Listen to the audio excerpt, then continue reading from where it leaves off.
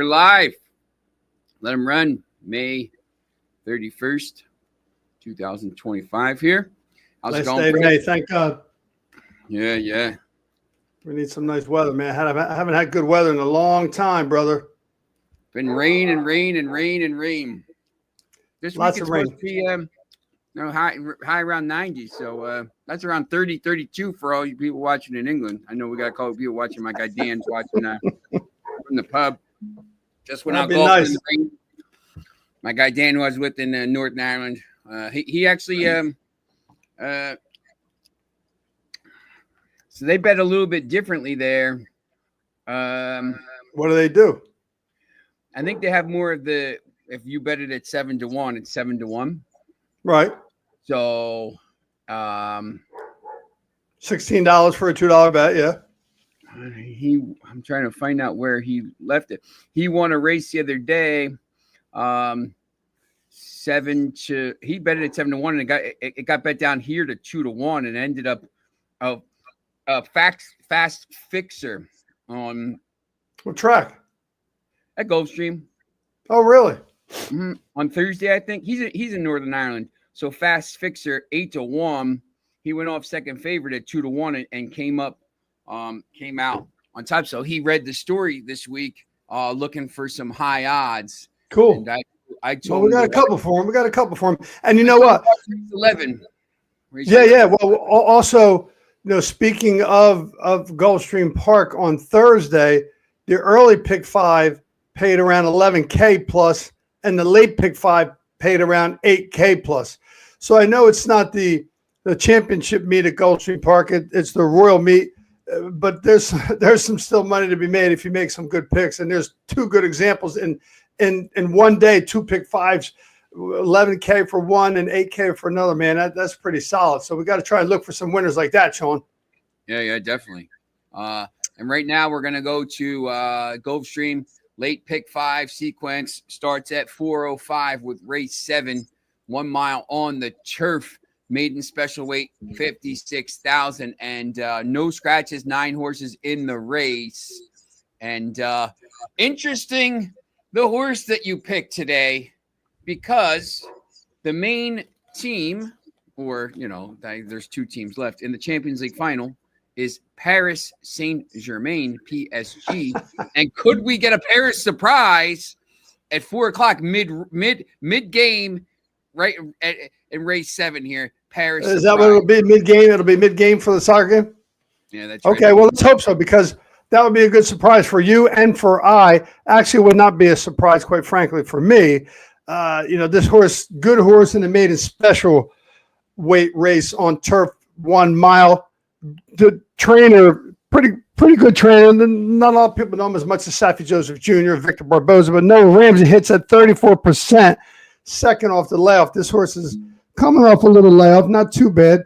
Ran a nice race last time out with Gonzalez on him, and he gets Gonzalez back again. So Gonzalez knows what he has under the hood. So I think he's going to get a good run out of this horse. I think he's got a very, very good chance to win. The other horse, or one of the other horses that we listed as our contenders, is a really nice horse, the number 2, Freedom Street. Again, the potent combination of Saffie Joseph Jr. and Edgar Zayas. First-time starter, has some serious workouts going. Couple really solid workouts at 47 seconds, 59 seconds over the board. Hasn't skipped a beat. He's out of a Mendelssohn and the Scat Daddy, so he's got some really serious turping. I like him. I think it's a 2-turn race. Not saying it's impossible to win at 2 turns. His odds are 5-1 morning line.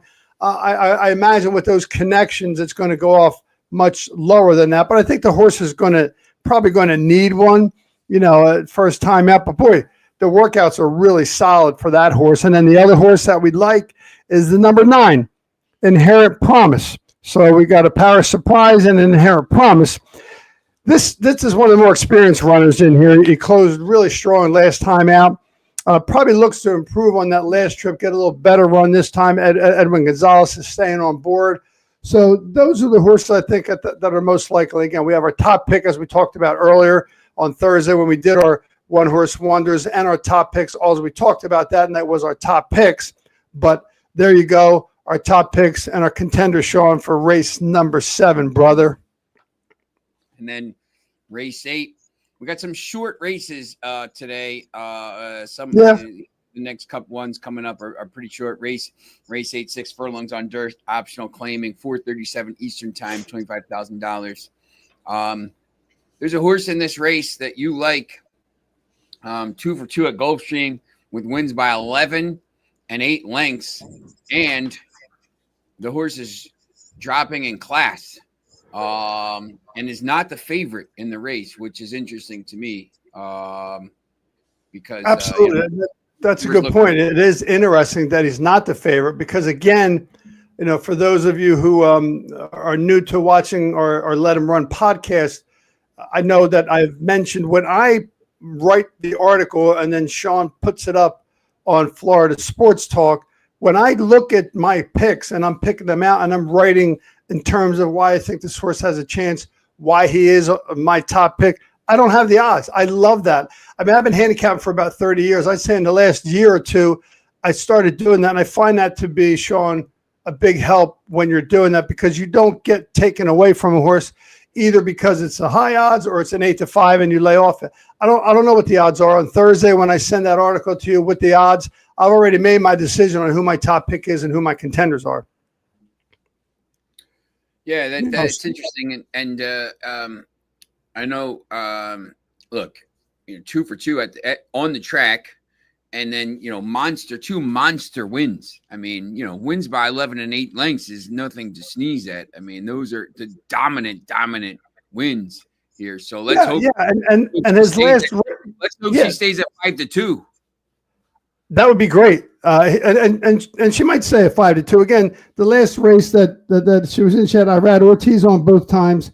The last race was a big optional claim, 125K. That's a big step up for this horse.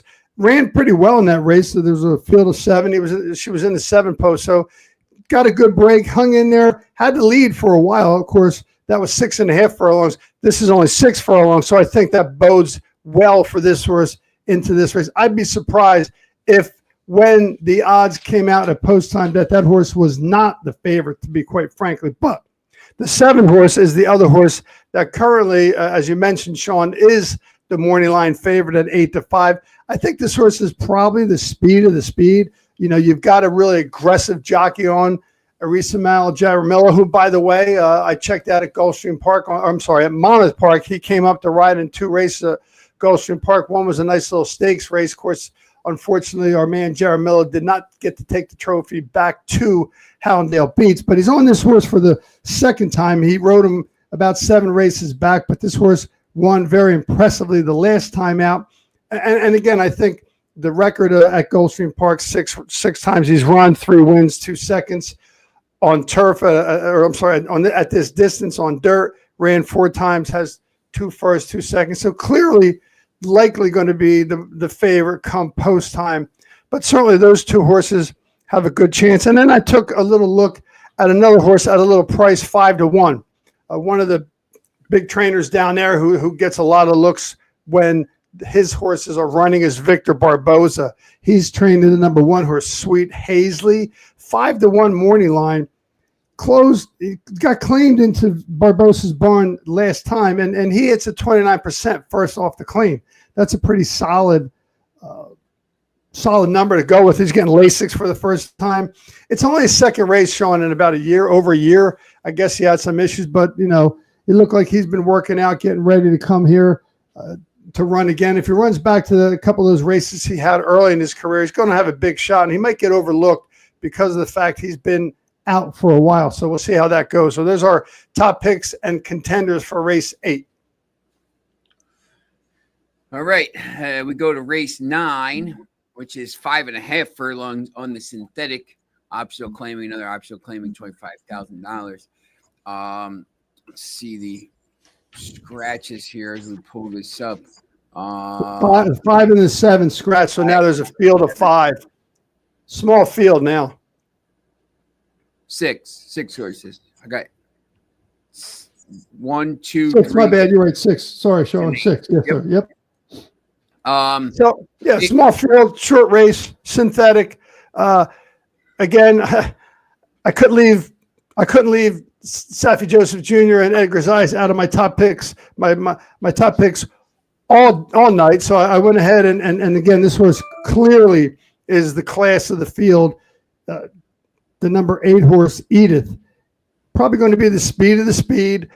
Coming out of a race last time out, the first time he actually ran on synthetic and put up a serious buyer speed figure of 72, which means he's probably going to have some more room for growth at this point, being it's his third off a layoff. Again, Saffie Joseph Jr., that speaks volumes with Edgar Zayas getting on board for the first time. The last couple times, Saffie Joseph Jr. put one of his other favorite jockeys, who I don't think is an apprentice anymore, Micah Husbands, rode that horse the last 3 times. So he's 2 for 2, lifetime, 2 wins, 2 seconds, really solid horse. Probably going to be bet down pretty good again because of the fact he is the morning line favorite at 8-1. I'm sorry, at 8-5. And also, you've got the connections of Saffie Joseph Jr. and Edgar Zayas. So those 2 horses are likely going to be the 1-2 picks. However, I also did take another look at an interesting horse, I think, who might have a chance to stalk the pace, stalk the field, let the speed go out in front of him. Jose Pinchin's a pretty well unknown trainers, hitting at about 30%. Jose Morales is getting on board again on this horse. He won last time out. He also put up a 72 buyer speed figure, which fits very well in this level of racing at Gulfstream Park. So if there is a horse that can possibly close into the field and his morning line pop rocks, the 6 horse is 3-1. I see his number definitely going up at post time, Sean. So I can see that horse is probably being used in your exactas and trifectas and across any of your horizontal bets if you're doing any pick 3s, pick 4s, or pick 5s. All right. Race 10, 541 Eastern, 7 furlongs on dirt, optional claiming, 1 scratch. I believe the 6 is out, so there's 8 horses in this race.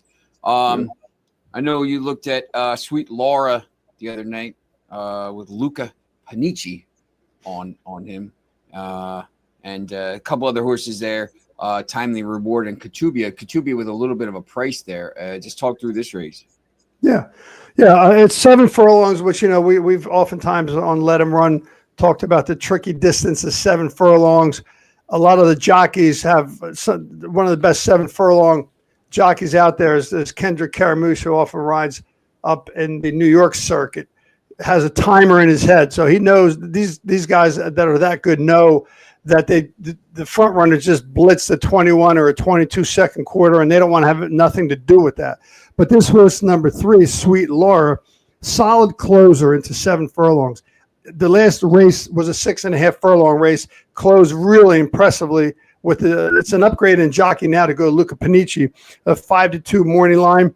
And again, when we talk about the distance of 7 furlongs, this horse has run 7 furlongs 6 times, came in first 3 times, came in second 1 time, is 1 for 1 at Gulfstream Park, which was several races ago. He's coming in from Tampa Bay, so not going too far down the road, but still has, I think, a really good shot to win here, and that's why that horse is my top pick. Another horse that I want to look at too is the number 2.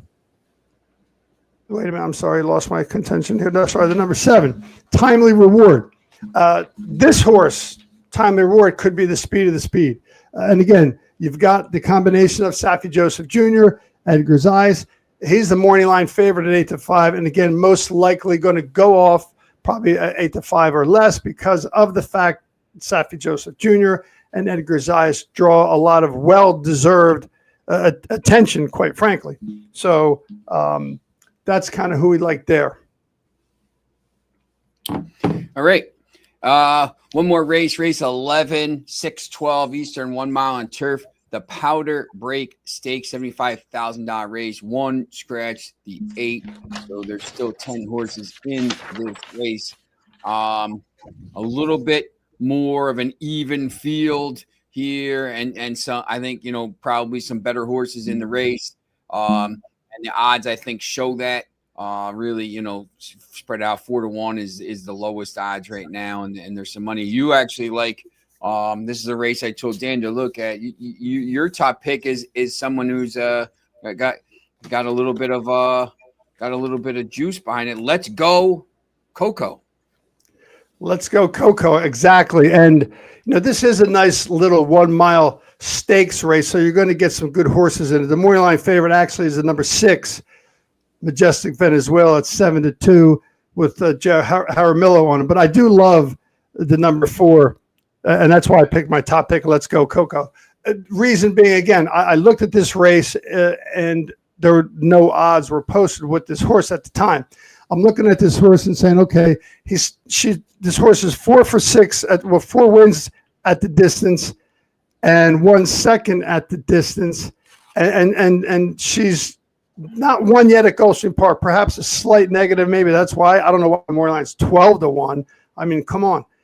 The horse loves the distance, loves turf, has great turf breeding. Edwin Gonzalez is getting back on the horse, has enough speed to stay up with the front runners when they come out of the gate. So I love that horse at 12-1. I'm going to be playing that horse. I'm playing her up and down. Definitely going to use her in my late pick 5 as one of my picks.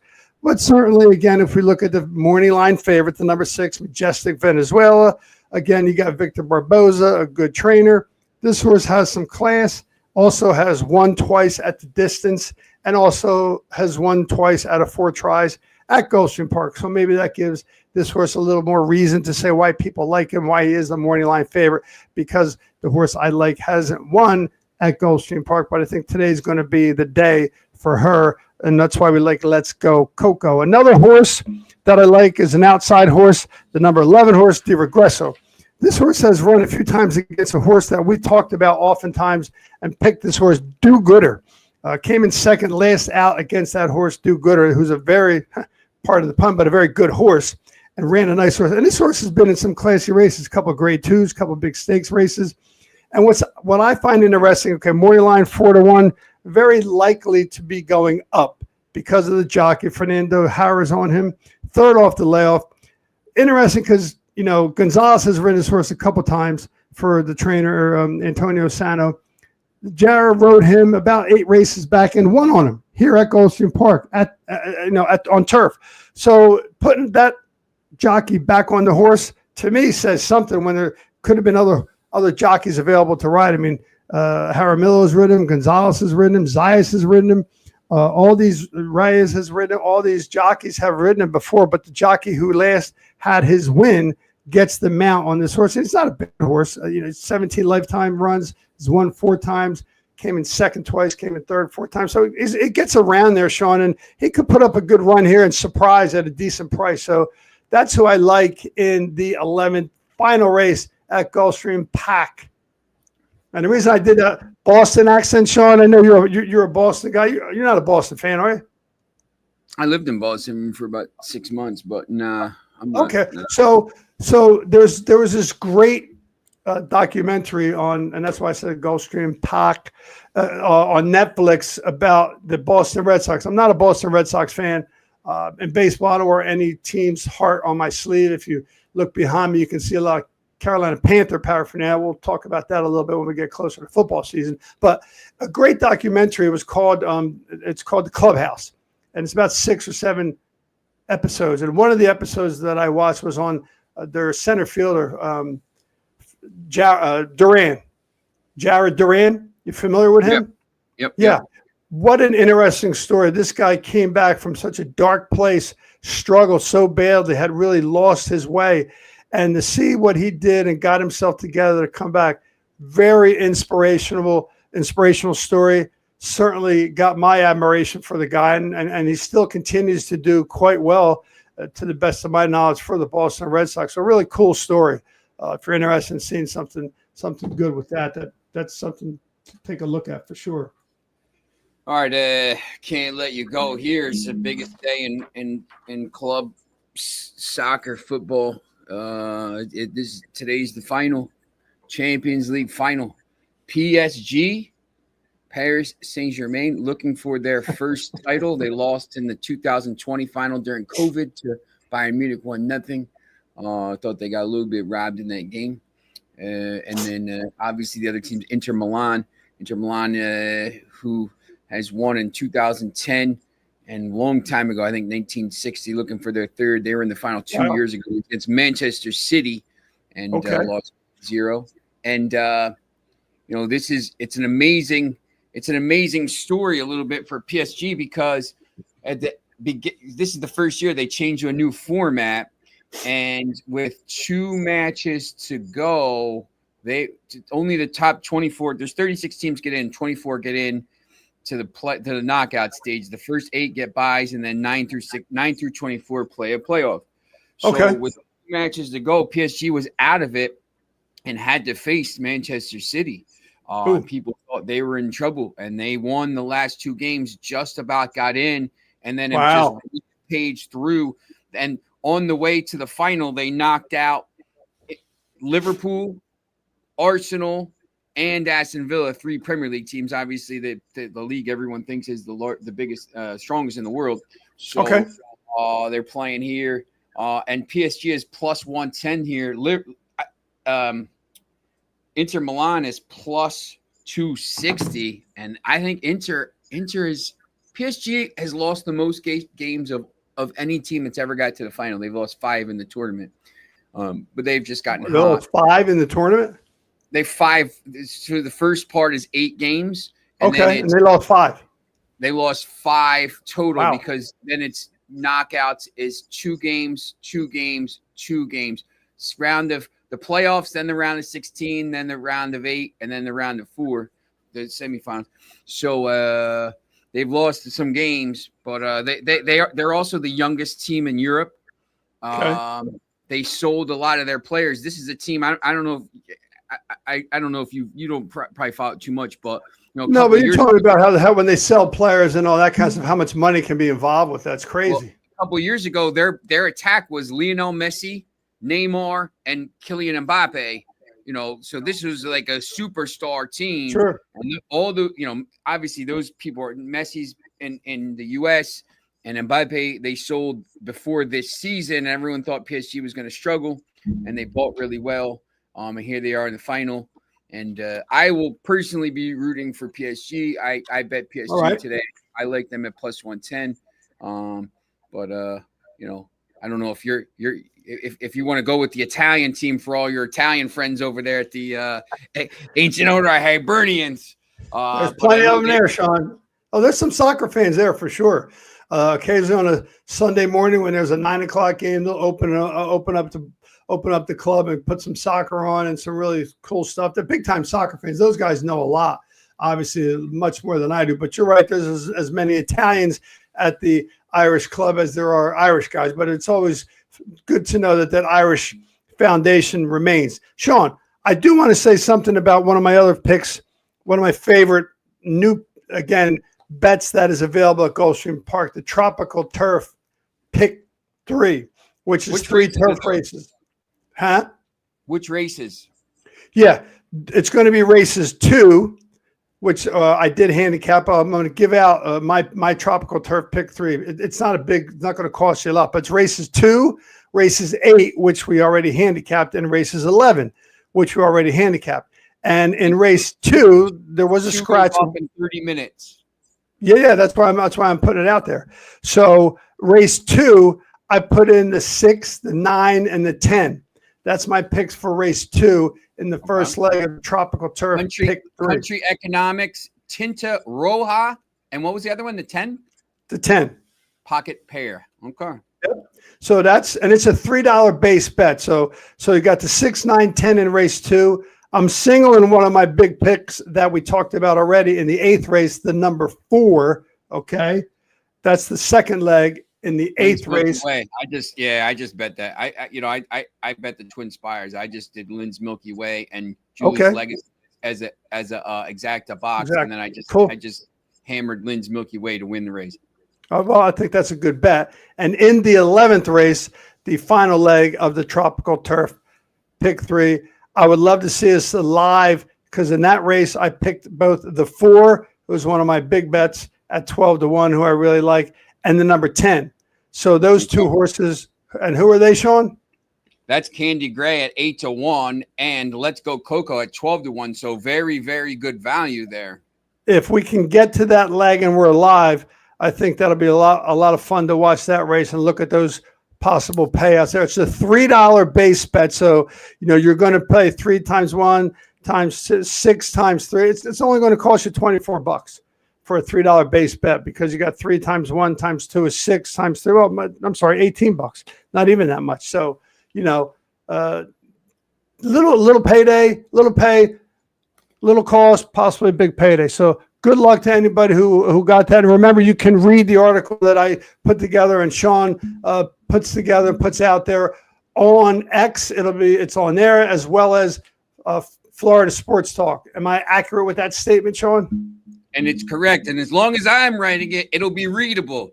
If the other guy's writing it, thank you, Sean. Again, Sean, I owe you big thanks, because you put those articles together really nicely. They're good reads. You add a little spice to it as well, which is kind of cool. So again, thank you very much. And thanks to all who watched. Good luck. We're going to have some news coming up, hopefully next week or the week after that. Some big news about maybe some future stuff. So just cool. Well, hey, look forward to hearing about that, Sean. All right. And if everybody betting, good luck today. And if you're in the area, if you're in Mercer County, I'll be at the Wildflowers at 3:00 with a bunch of people, Chad Bridges and a bunch of other people, Kyle Franco, watching the game. So cool. All right. Enjoy, Sean. Thanks. All right.